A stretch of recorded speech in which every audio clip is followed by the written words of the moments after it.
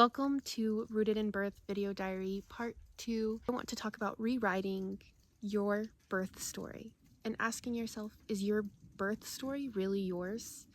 Healing trauma, getting my mindset, and prepping my body and my mind for a natural birth. Before I could step into opening myself up to this possibility of having a natural home birth, before I could place myself in the position of giving birth after being in the medical and the industrialized birthing system, in order to have the birth that I truly want and wanted, I had to face old stories that I was holding on to that necessarily were not mine. Most of us were never taught to trust birth.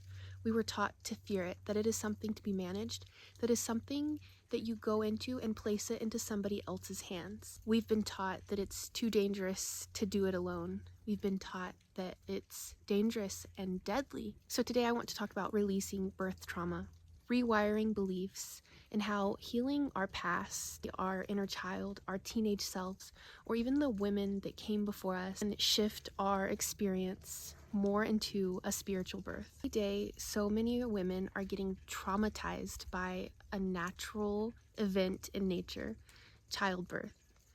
And birth trauma is not really about what happens in the moment, but it is how we internalize it. In my previous births, I felt unpowerful, fearful, ashamed, out of control. Birth was a very scary thing for me. And looking back, I realized that some of those stories were not even mine before I even went into the birthing process.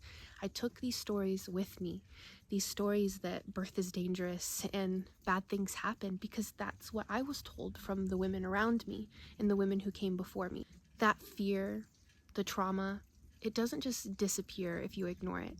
It stays in your body until you give it a chance to be acknowledged and release it, until you release it from your nervous system. You intentionally release it. Let's talk about some ways that I worked on releasing my past birth trauma, but also how I started working through traumas that weren't even anything to do with birth, but can still affect your nervous system and your body during birth. And as I go through some of these things, there are some book recommendations that I have that also helped me with this process. So I will put them at the end of this module, just written out, so you can see what book feels more aligned with you, or books, and choose which ones that you would like to read. So the first thing is journaling, is writing thoughts out, expressing yourself. So journal prompts, those were tremendously helpful for me. I will also have some journal prompts throughout this portal, throughout this initiation into the birth process. So some people call it shadow work, just really facing the hard questions, asking yourself hard questions and answering yourself without shame or guilt, especially the moments that still carried emotional weight and emotional heaviness. And something else that I've actually did this past month was I went to a shaman. Now that's not up everybody's alley, which that's completely fine. I'm just going to share my experience. Doesn't mean you have to go to a shaman. There are plenty of ways to work feelings out of your nervous system. That can be body work, massage, yoga, meditation, dance, singing. It can be anything. But I went to a shaman because I was still having these really heavy, deep feelings, this pregnancy that was stemming from my very first pregnancy, which was a teenage pregnancy of shame and guilt and just heaviness and burden and just lots of heavy feelings, because no emotion is bad. Your body is feeling this for a reason and just wanting you to acknowledge it. So I went to a shaman and we did lots of visualizations. I talked with my ego, my inner child, my inner teenager. So visualizations help a ton as well. Visualizations can also be meditation. A super simple way to release trauma from your nervous system is simply speaking up for yourself, speaking your truth, sharing your story, sharing your birth story with other women, but also hearing other women's birth story and pinpointing what is triggering you in their story. Sometimes when you hear a woman's birth story, it triggers you inside, which is okay. It triggers emotions. Things I might say might be triggering you. And then you ask yourself, why is this triggering me? Because it's usually internalized. So hearing other women's birth stories, especially if they're positive, really helps to heal old wounds. But sharing your story as much as you can, not victimizing it, but sharing it as a way to release it, acknowledging what has hurt you, what you need now, and what you need to do to release it. Speaking up, that's going to open up all of these chakra centers that you want open for your birth. So that can go into nervous system regulation. You want to be regulated. So sound healing, there's so many resources on YouTube of sound healing. Tantra Seba is really amazing music that just heals your entire body. Yin yoga, like I said, meditation, stretching, moving your body, just laying in the sun, putting your body in the sun, all of these things, grounding barefoot, being in the ocean, being in some kind of body of water, all of these things heal you, and all of these things slow your nervous system down. And then another thing I did to release past birth trauma is birth art. So you can use birth art. It is a really great recommendation from the book Birthing from Within. Birth art can be anything from drawing, painting, modeling with clay, dancing, writing a poem, anything that expresses your feelings and your past births. That's what you want to embody, your past births. Again, birth art can be painting, singing, dancing. I would post pictures of my birth art into this little course. However, I put them in a fire and released them at the start of the new year on this community land. So I put mine in the fire to really release it and let it go, but you can do with yours whatever you would like. I did find it helpful that after I did my birth stories through art, to make a positive visualization into art also of my upcoming birth. That really helped shift the mood to a more positive way of thinking and bringing in the right energy for this birth. Speaking of art, I also got little sculptures and modeled my own of the Kung woman. So the Kung woman are of the Kung tribe. She goes out into the night, goes out into the woods, does her primal squat on a stack of hay, and births her baby, comes back to the village as they cheer for her because of this powerful thing that she just did. And I really wanted to embody the Kung woman's power and strength within my birth, so I made her into a little statue for me to hold onto during labor. Art is a very great way to put energy into, bring the energy into your birth, and also release and express. And for some of us, it might be uncomfortable because we haven't been expressing ourselves. And that's what I challenge you to do, is to speak up for yourself, express yourself, and release. You got this. Something else I did as a very anxious person who thinks about the future a lot, something that helped me was to write a worry list. Basically, writing out my list of worries on a piece of paper. Now, writing them down doesn't make them true. Saying them out loud doesn't mean that it's going to happen. Instead of pushing the fears away, I wrote down every single one and acknowledged them to find out where they are coming from.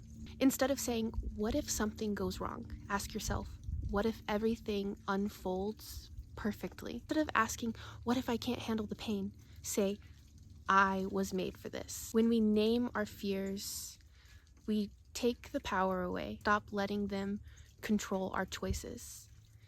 Fear is basically false-based evidence of our brain. It thinks that something is happening, that we are in danger when we necessarily are not. And that goes back to regulating your nervous system, because you're not being chased by a tiger. You're safe. And then we don't need to prepare our bodies for birth. Our bodies know what to do. Our bodies are primal. We need to activate the primal part of our brain, because what has happened is we've been conditioned into thinking that birth is this dangerous, horrid thing that's so painful and scary and bad things happen. Everything that we've been taught about birth, TV, movies, you see the women screaming in pain. Something bad always happens, obviously because they need to make money. They need it to be dramatized. Everything we've heard in schools from other women in our society, from mothers and grandmothers, that birth is bad. Now, this has just happened over the last few generations, because this wasn't always what birth was. Birth was this sacred rite of passage in a girl's life to be the maiden to mother, and she was supported. It wasn't this scary, horrid thing. So what you're surrounding your body and your mind with is how you are going to believe birth is. So that's when we have to start rewiring our brains on what our birth story is. If you've only ever known birth to be scary, painful, out of our control, then that's what your brain is going to believe that it will be. How I have been rewiring my brain is writing out my mother's story, how I came into this world, what she has told me, writing out and listening my grandmother's story, even if necessarily they weren't the best stories, that they were full of fear and they were full of trauma. Just sitting and listening and giving them space, writing those out, writing the stories of the women that came before me and saying, these are not my stories. Because a lot of the time what happens is we get told things, especially in the hospital, necessarily might not be true, but we engrave them into our head. Like, think back to my births when everyone was in emergency mode, but I wasn't, and I was super confused. Then women start to think, this was an emergency. Everyone was freaking out. I was in an emergency. I want you to surround yourself with positive birth stories because they are out there. Of course, women want to tell their like horrid stories, so you don't really hear the positive stories as much. And another thing I want to point out is a lot of us are addicted to dopamine and drama and cortisol and stress because this is what our bodies are feeding off of in today's society. So some of us welcome in drama. We want to dramatize our births. We welcome all of this in, but that's not what we want to do. So surrounding yourself with positive birth stories, ask other women around you, ask in home birth groups, what's your birth story? This is a sharing of sisterhood that is meant to happen. Free Birth Society has a lot of positive birth stories you can listen to on their podcast. They also have VBAC stories. I've been asking around and I've heard of women having 7 C-sections and then going off to have a vaginal birth. I've heard of women being told that they can never give birth because their pelvis is too small, or another lie or something that they have been told, and then going off and giving birth naturally. Another thing that I have been doing for my birth is affirmations. So since day one, I've wrote affirmations. I wrote them on my mirror. I've put them everywhere of how I want my birth to go, visualizing my positive birth story. Right now I have a picture of a baby in optimal position. You can give birth in a breech position. However, I have a picture of baby in optimal position in my bathroom that I look at every single day. Just do that closer to the birth. Affirmations hung up for my birth all over my living room. It is like affirmation takeover. My son literally woke up one morning after the night that I did it and was like, affirmations are taking over my house. There's plenty of resources on YouTube. I have some affirmation videos recorded and I will put a printed version inside this portal. Definitely visualizing my empowered birth in my head as much as I can when I'm meditating or stretching in the morning, and having that morning or nightly ritual. Having ritual for your body is really important. So movement, nutrition, those are key factors in your prenatal care, especially if you're not getting prenatal care in the traditional sense. Women who are saying I'm going to have a free birth usually do prenatal care just in their own way. So herbs, nutrition, movement, sunshine, water, these are things that are going to be key for you. But remember that birth isn't about right now. Birth is also about every version that you have ever been. So it's important to really sit with yourself and ask your inner child or your inner teenager or the woman you've been before and ask, what do you need? Sit with yourself and visualize that. What do you need from me? What can I do to help you ease through this process with me of birth as a rite of passage? Your inner child, your inner teenager will remember everything that you have been told about birth, that it's scary, that you should fear it, that you can't do it alone. Maybe even things like you should be ashamed. Hear them now, speak to them now, and show them the truth, the light, and the way that you can do this. show them that they are safe and you are safe. You can do this through visualizations or writing a letter to your younger self, really tapping into what she is trying to tell you. And this is some work that I did with a shaman, but I've also did work on my own before, so you can absolutely do it on your own. Just send love to them, especially if they are not listening, because I have very stubborn egos and inner childs, and I have very stubborn things and emotions that don't want to go away. So the best things that you can do is to just send love and light and let them know that you are there for them. Birth isn't something to conquer. It's something to surrender to. The more I clear my mind and trust my body, the more I know that I need to surrender to this birth. The more I know that I need to let go of control. Because I've been feeling really tired lately too. And I'm like, what if I'm too tired for birth? But that's not a problem, because what I need to do is surrender. I don't need to fight.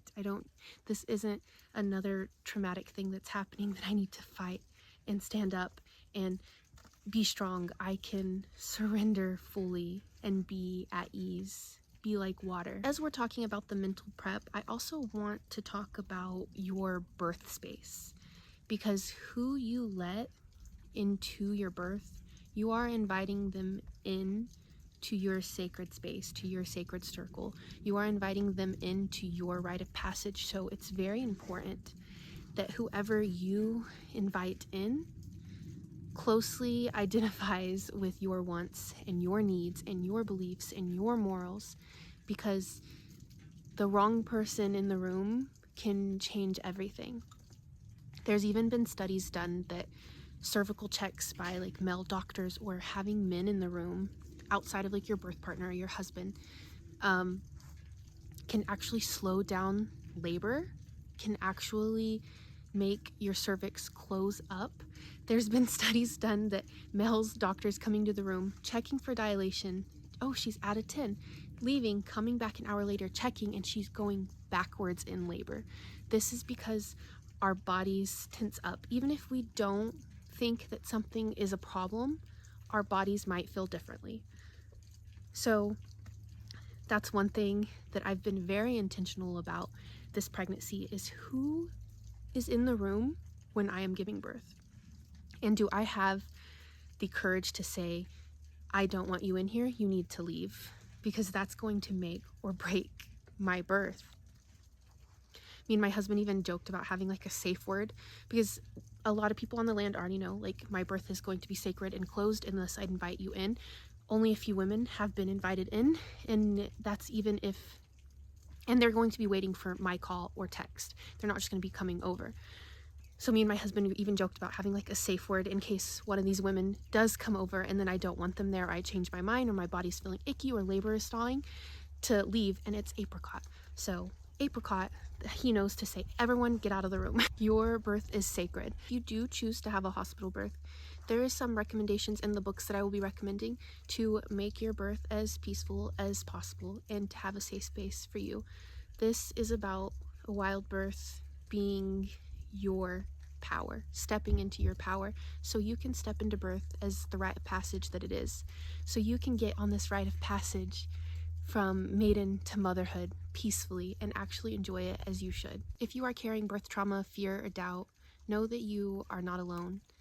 That this is about stepping into our truth, your truth, releasing what isn't yours, stories that you've been told, past experiences, and finding your truth, finding the truth that birth is sacred, that birth is the most beautiful thing on earth, the most psychedelic thing that you can ever experience.